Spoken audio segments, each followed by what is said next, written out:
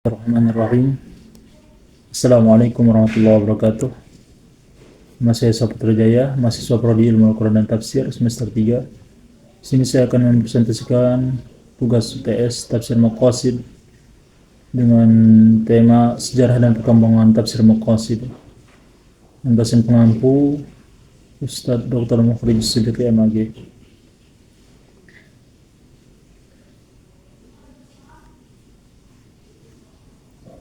Istilah tafsir maqasid merupakan istilah yang relatif baru. Untuk tidak menyebutnya baru, mungkin di sebelumnya sudah ada yang dinamakan maqasidus syariah.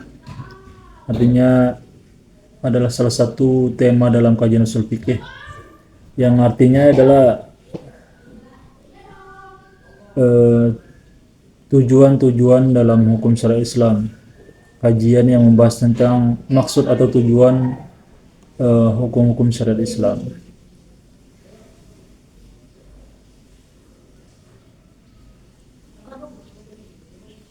Kemudian teori maqasid kemudian berkembang dari yang awalnya maqasid syariah, kemudian berkembang menjadi tafsir maqasid.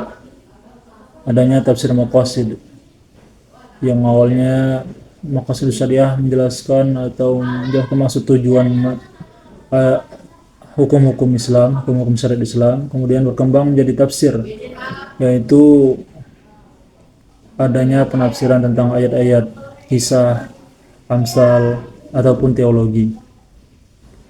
Ayat-ayat kisah bisa kita lihat di peristiwa Nabi Nuh, surah Hud ayat 40, dan Al-Mu'minun ayat 27, di mana Nabi Nuh disuruh mengangkut semua jenis hewan sepasang-sepasang ke dalam kapalnya.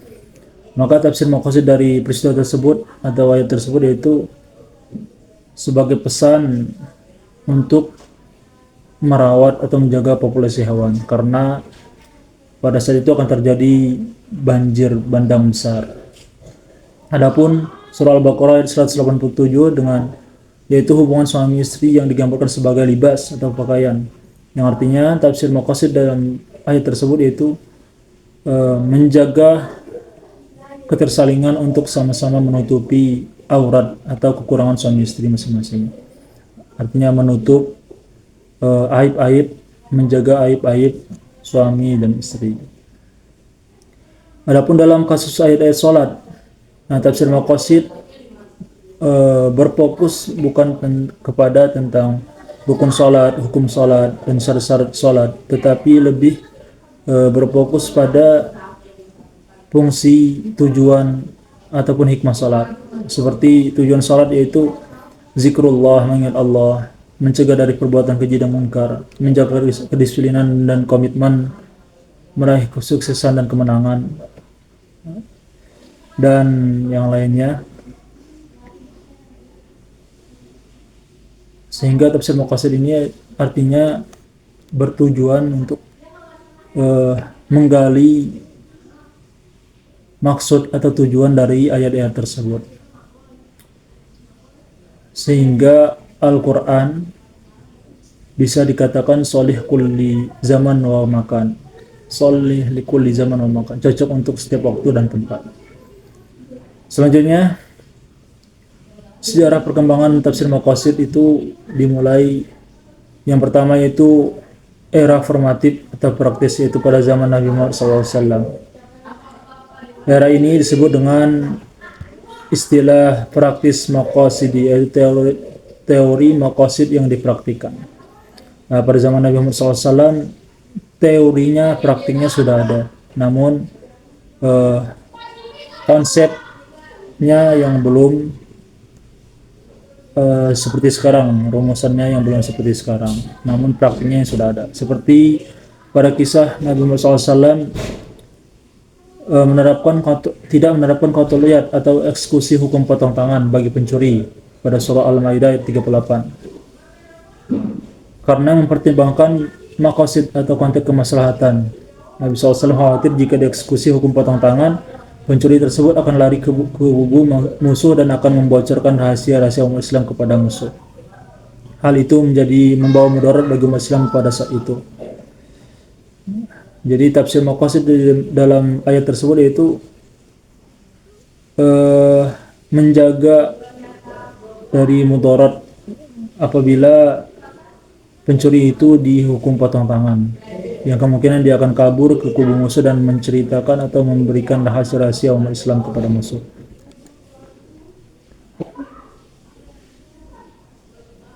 Kemudian selanjutnya pada zaman sahabat, yaitu para khulafaur rasyidin, Ibnu Mas'ud, Aisyah, Muaz bin Jabal, yang secara umum telah memahami dan mempraktikkan tafsir maqasid dalam memahami perintah dan larangan teks Al-Quran hadis. Meski secara teoritik konsep maqasid belum dirumuskan. Jadi para sahabat pada saat itu sudah melaksanakan praktik-praktik tafsir maqasid.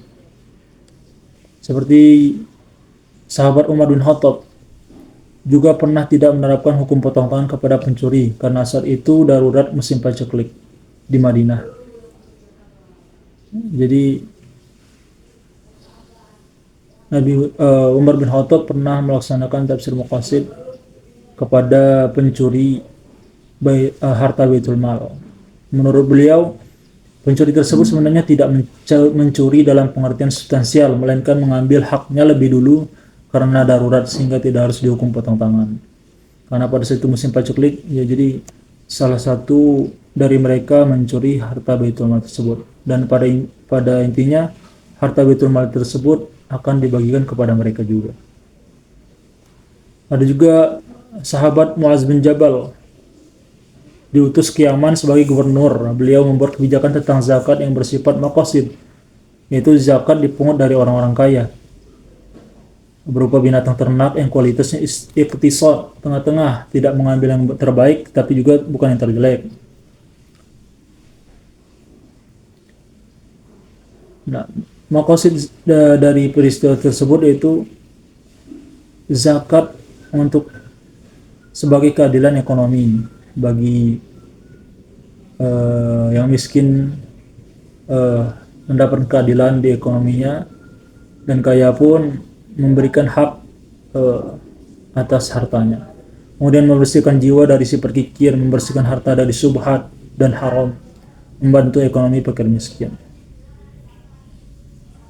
Bahkan Muaz bin Jabal pun berani menarik zakat dari orang-orang kaya yang hidupnya makmur dengan mempertimbangkan nilai kekayaannya, bukan dari jenis barang yang dizakati. Beliau meminta agar pakaian-pakaian dan karpet mahal produksi aman harus dizakati, sebab saat itu dibutuhkan untuk para fakir miskin kaum muhajirin di Madinah. Walaupun di dalam Al-Quran tidak disebutkan tentang zakat zakat dengan karpet atau pakaian-pakaian, tetapi di sini tafsir maqasidnya karena kebutuhan pada saat itu kaum muhajirin di Madinah yaitu pakaian dan karpet, maka sahabat Muaz bin Jabal meminta agar dizakatkan pakaian dan karpet untuk kaum muhajirin di Madinah. Itu namanya yang dimaksud tafsir maqasid. Kemudian masa selanjutnya teoritis konseptual atau abad ketiga Hijriah. Setelah era sahabat, teori maqasid sebagaimana yang kita kenal agak kabur perkembangannya. Teori maqasid baru berkembang mulai jelas setelah muncul para tokoh ahli usul fikih abad ketiga sampai 8 Hijriah. Meskipun dalam kurun kira 3 abad, diskursus maqasid mengambil bentuk penalaran qiyas, istisan dan masalah sebagaimana dirumuskan para ahli fikih klasik. Saat itu teori maqasid belum menjadi objek kajian tersendiri hingga akhir abad ketiga Hijriah. Maqasid selanjutnya berkembang ketika para ulama abad 3 sampai 8 Hijriah mulai menyusun secara lebih konseptual teoritis melalui karya-karya mereka. Awal-awal abad ketiga teori maqasid belum dirumuskan. Nah, kemudian di akhir-akhir abad ketiga barulah teori maqasid mulai dikonsep oleh para ulama. Salah satunya di antara At-Tirmizi Al-Hakim dengan karyanya As-Salah wa Maqasidiha, salat dan maksud tujuannya, Al-Hajj wa Asraruhu, haji dan rahasianya, Abu Zaid Al-Balqi dengan karyanya Al-Ibana wal Ila Al-Diyana. Kemudian masa selanjutnya itu perkembangan teoritis konseptual abad 5 sampai 8 Hijriah. Nah, pada era ini teori maqasid semakin berkembang secara teoritis atau konseptual. Bisa kita lihat dari karya Abu Ma'ali Al-Juwaini dengan karyanya Al-Burhan fi Usul Fiqih. Kemudian yang menerangkan tentang maqasid menjadi darurat, hal yang penting, atau al-haja al-ammah, kebutuhan publik, al-ma'rumat, perilaku moral yang mulia, al-mandubat, anjuran-anjuran. Kemudian dalam isu politik Al-Juwaini juga menulis kitab Iyas al-Umam, penyelamat umat-umat. Teori Imam Al-Juwaini kemudian dilanjutkan muridnya yaitu Imam Ghazali yang merumuskan teori al-usul al-khamsah atau daruriyah al-khams, yaitu hifzuddin, hifzul aql, hifzul nas, hifzul mal. Di samping itu, Al-Ghazali juga melanjutkan teori hierarki maqasid Al-Juwaini dalam rangka merealisasikan kemaslahatan seperti daruriyat, yaitu kebutuhan primer yang apabila tidak dipenuhi niscaya akan menyebabkan kerusakan bahkan kematian. Hajiat, kebutuhan sekunder, dan juga ada tahsiniat, kebutuhan tersier. Selanjutnya masa era reformatif kritis.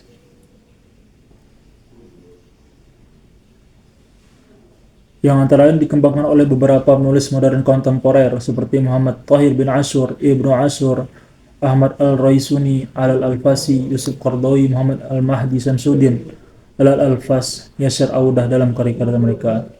Termasuk juga salah satu ulama di Indonesia yaitu Profesor Abdul Mustaqim yang menulis banyak tentang tafsir maqasid di Indonesia,